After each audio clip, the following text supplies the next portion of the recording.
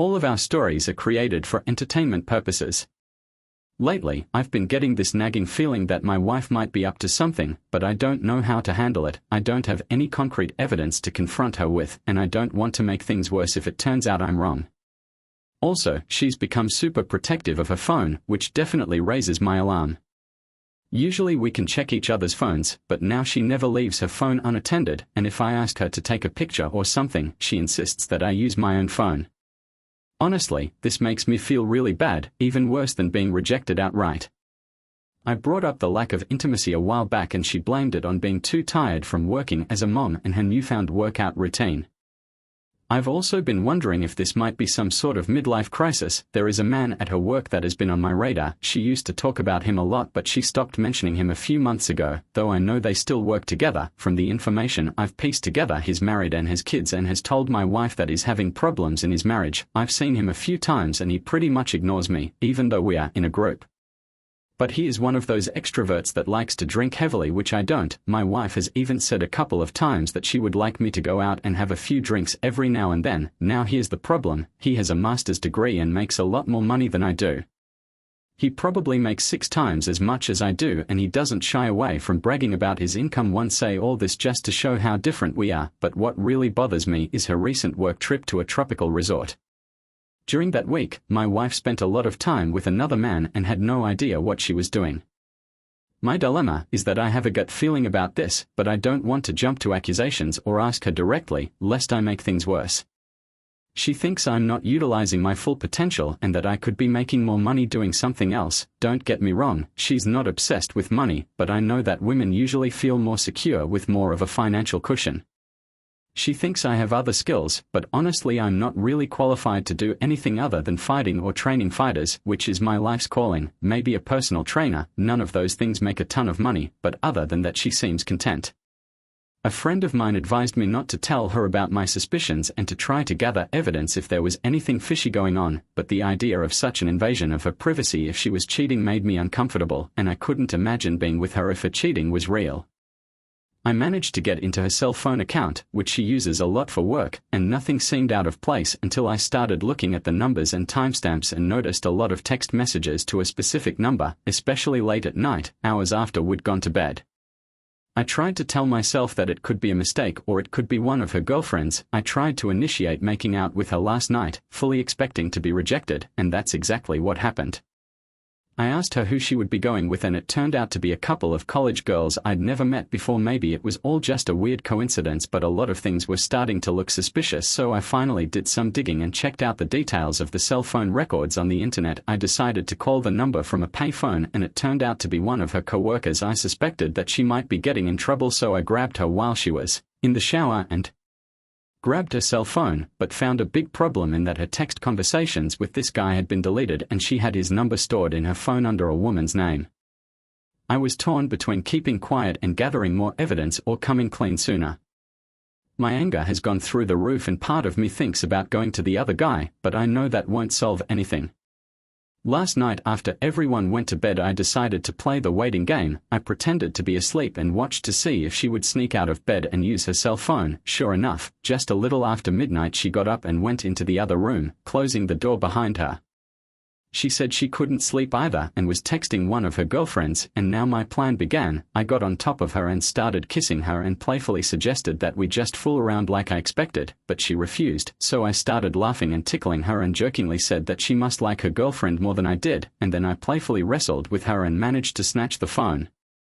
I told her I was going to call her girlfriend and asked her if she had feelings for my wife, at which point my wife yelled out, "Please don't call her." I started walking away and started going through my text messages. I found one that said "Can't wait to see you tomorrow" and decided to hit the call button.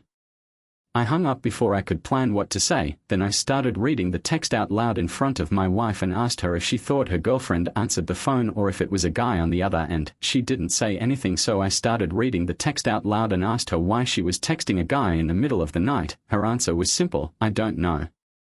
I looked at her phone records and knew everything. I even knew when she woke up to text this man and who this man was. Her eyes started to tear up and she apologized. I managed to stay calm and stress the importance of the next few minutes.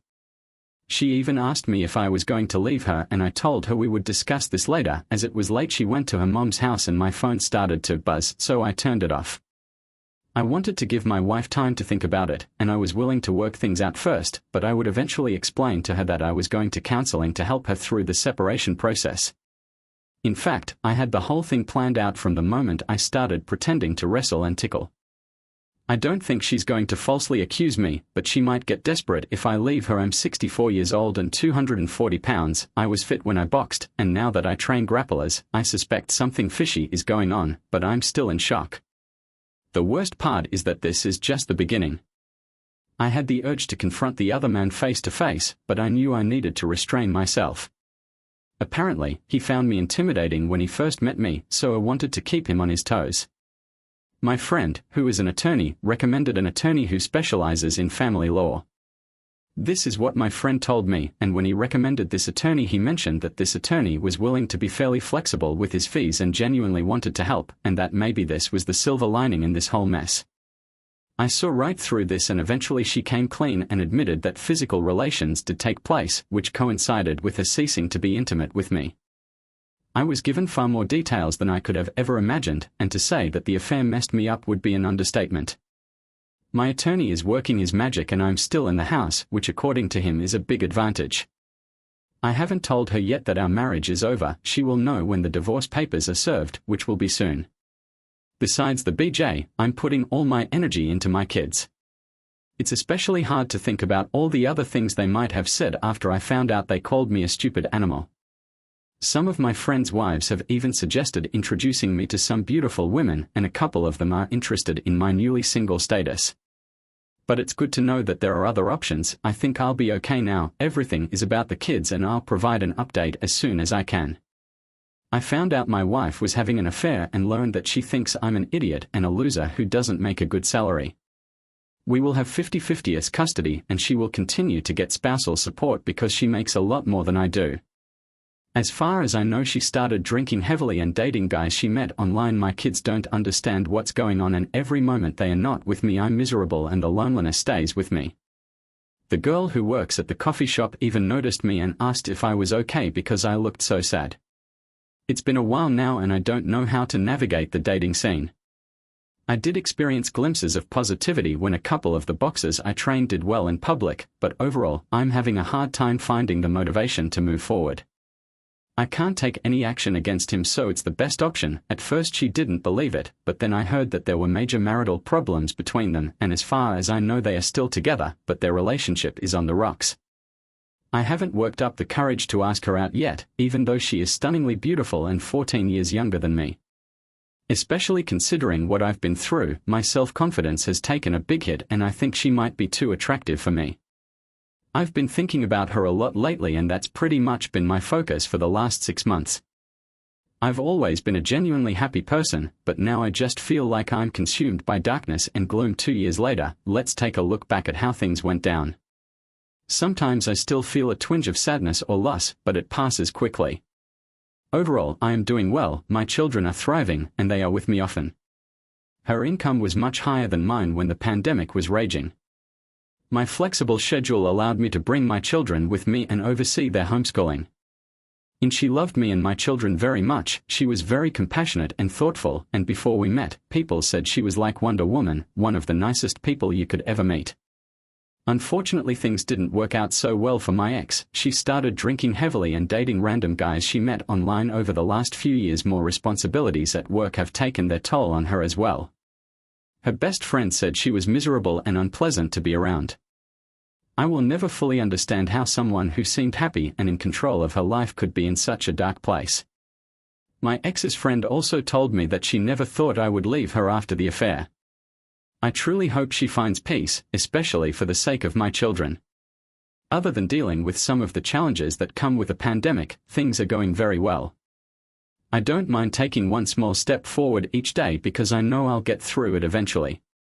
For anyone who's been through a similar situation, it is vital to look at the long term.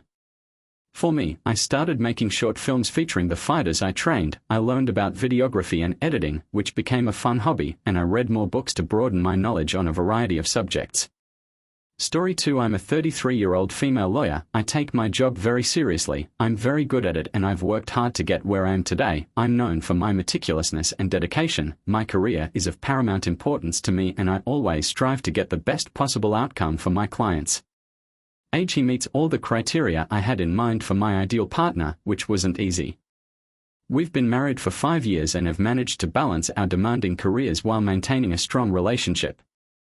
However, due to our different fields of work, it is sometimes difficult for us to understand each other, which can cause me to lose the desire to talk to him as my reputation as a perfectionist makes me feel neglected, and it is rare for anyone in the office to reach out to me for a chat and become friends.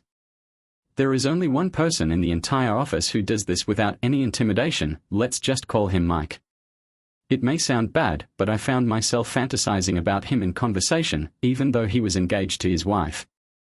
Mike was in the office too, because he had an assignment to complete, and he invited me to his office for dinner because he'd ordered, and I agreed, and as we ate and talked, I couldn't help but think that something was going to happen, but I'm a highly intelligent person, and I knew that there was no point in obsessing over guilt for something that was irreversible, and that night, as I got home and lay in bed with my husband beside me, I felt guilty as hell, but I couldn't deny how much it had felt to be in Mike's company earlier in the day, and how much I'd been in Mike's company since then. How good it felt to be in Mike's company. Mike and I continued our affair, sneaking around the office, sneaking into the storeroom and each other's offices when we worked late. Unbeknownst to me, one of my coworkers had found out about our affair and she disliked me. Over the next few days they launched an investigation, looked at the CCTV footage and confirmed that Mike and I were having an affair in the office, which was a serious offense and resulted in us both being suspended. When he came home he was furious. It was the first time in our 8 years together, 3 dates and 5 marriages, that I had seen him so angry. He verbally attacked me with insults. I want to sit down and talk to him and work things out. I love my husband with all my heart and I recognize that what I did was a huge mistake and I deeply regret my actions.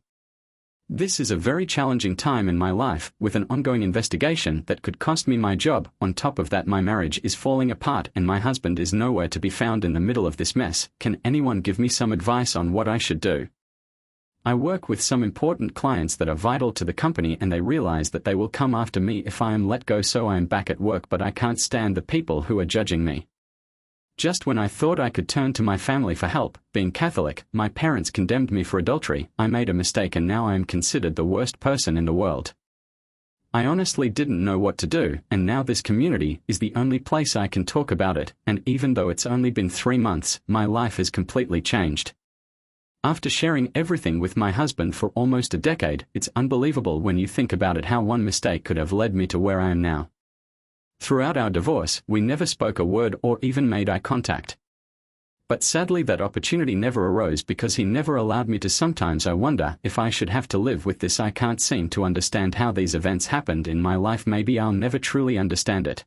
I'll just have to live with it, from having the perfect career and marriage in the most beautiful city to being alone in a small town with no career prospects and feeling lost about the future. My story. This concludes my story and I want to thank everyone who has followed me. And I hope you have gained insight from my experiences.